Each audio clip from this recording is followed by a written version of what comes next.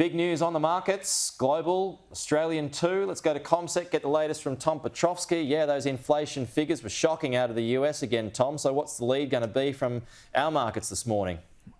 Pete, there's so much to unpick in terms of the way these markets have panned out overnight. There are so many counterintuitive responses to those much hotter than expected inflation figures that you highlight. The measure that central banks look at most closely is the core measure of inflation. It strips out energy and food as well. But that measure, according to the numbers last night in the US, hit a new 40-year high. It was higher than expected at 6.6%. Initially, we saw a dramatic sell-off for US stocks. The S&P 500 was down by 2.5% initially.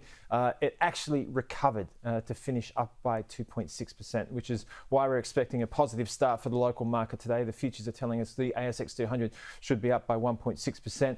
A lot of movement where interest rate markets are concerned, some dramatic moves. They ended up being more modest by the end, but still the belief is that the US Federal Reserve will be raising rates aggressively in the medium term. So it's important to look at these price moves over the course of the next couple of days. What we saw last night, difficult to rationalize in a couple of ways. Today is an important day. We've got the release of Chinese inflation numbers later on today. So we're not out of the woods as far as inflation data is concerned. Okay, Tom Piotrowski, yeah, like you said, plenty to unpack.